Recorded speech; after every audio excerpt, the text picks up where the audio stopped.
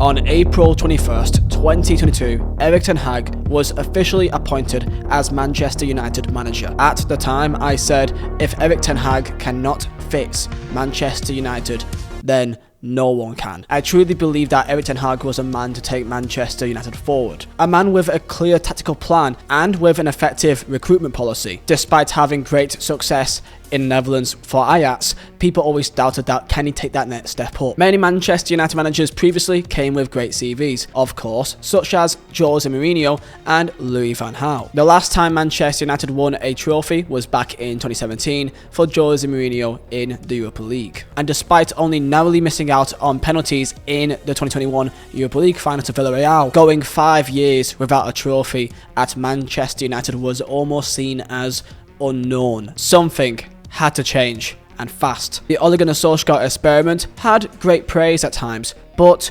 overall you could see that there was gaps in the team along the way. The Ralf Rangnick era is, I'm just going to be honest, just completely insane. Let's talk about what Erik ten Hag did at Manchester United and what has he changed. Many fans, like myself, expected a transitional season to come across this year, but at the point of recording, Man United in March are in 4 competitions still, winning the Carabao Cup, still being in the FA Cup quarter-final, and looking like they can continue in Europa League as well by beating Barcelona, and 3rd place in the Premier League, and with games played, they could still be in the running for the title race. To say that expectations has been exceeded is saying the very least. You tell me down below in the comments your thoughts on Manchester United, the direction that they're going in, and your thoughts on Erik ten Hag as a manager.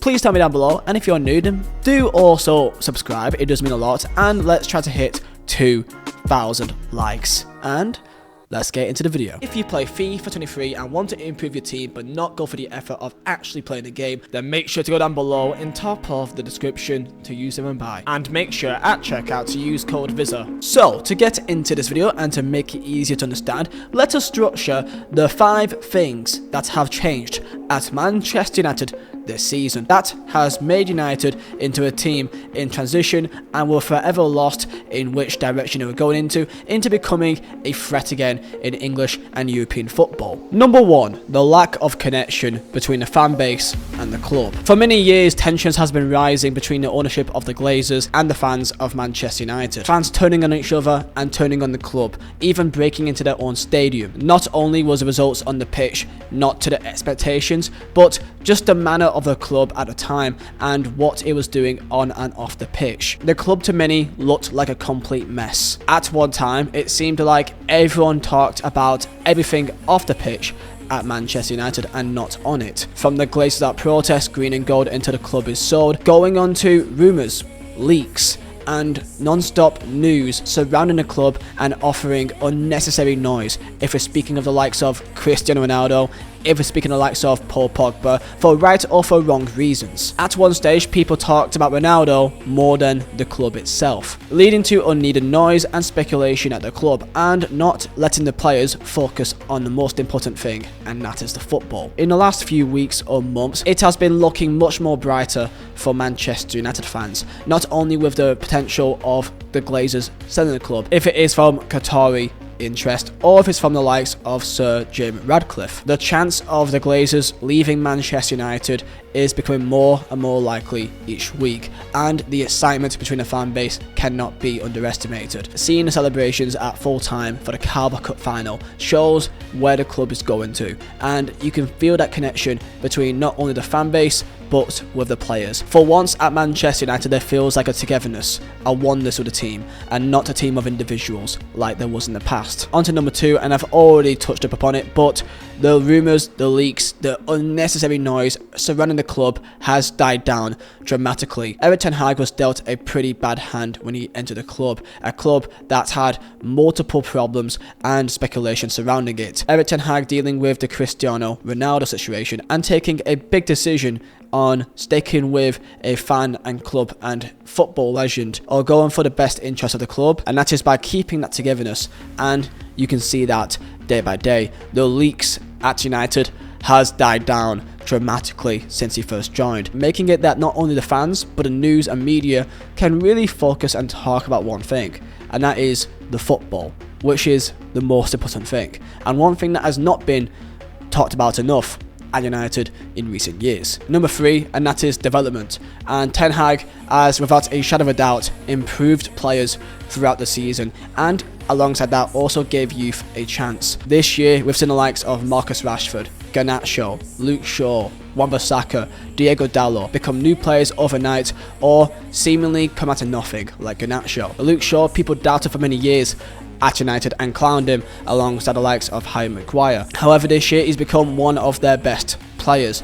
Alongside that, also Wan-Bissaka, who was pretty much left outside the squad for many a time, but came back in and had a great part to play, alongside also Diego Dalot. And how can we not say the rise of Marcus Rashford in the last couple of weeks and months has been exceptional, and a player completely full of confidence. And the reason why I believe he's having so much success is by having a very organised and clear tactic that he knows where to be at what time to get him the best chances to score goals. The way that I've always seen Manchester United is a team of individuals on the football pitch, only getting over the line by individual moments of quality, but right now it feels different. The way how Ten Hag has dealt with Jadon Sancho, I think, has not only gained respect many people outside of United but also within the club itself. We may never know the extent of what happened with Jadon Sancho, but what we do know is that Sancho was in a dark place, and it took great man management to decide how to deal with that situation,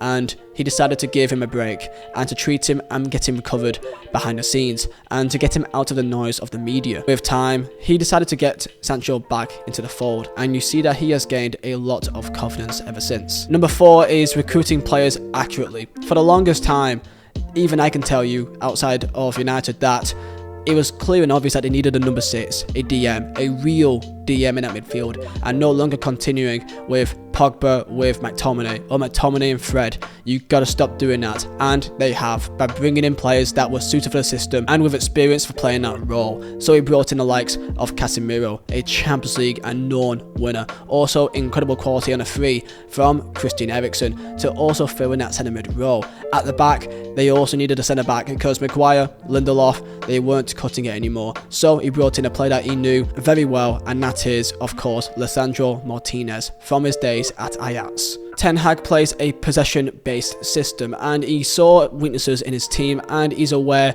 of their limits. For example, the likes of David De Gea, that in a possession-based system, passing out from the back, De Gea may not be the absolute best with that, so he adjusted his tactic to best solve it. The recruitment has been smart. Antony was needed in wide areas, and it does feel like he also fills a spot to add balance into the team. Another player that Erik ten Hag can trust. And number 5, the most important thing is his clear possessional tactical plan, not just on the ball but off it too, and adjusting it to suit his players. The togetherness and team ethic is clear, and you can see clear patterns of play appearing more and more week by week. And when you put all of this together, it does show a great transformation under a short space of time. People may say that, oh well, he spent X amount of money, which I believe he has spent in the market just over £200 million.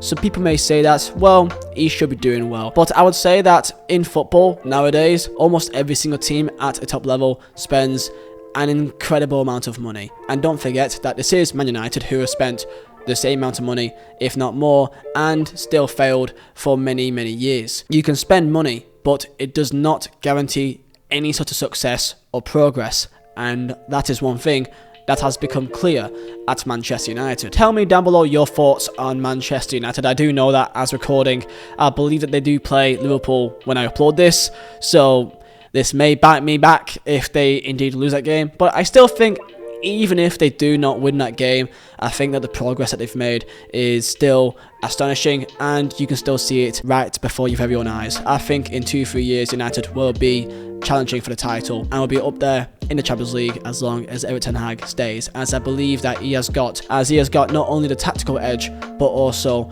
the gamesmanship as well, the complete package for Ten Hag. And for me as a person from the outside, I really like him, even though I have no affiliation to United. Part of me still wishes that he succeeds, just because as a manager I think that he is incredible and I'd like to see him do well. So tell me down below your thoughts at Manchester United and Erik ten Hag. If you are new, then feel free and subscribe, and let's try to hit 2,000 likes on the video, and I'll see you next time.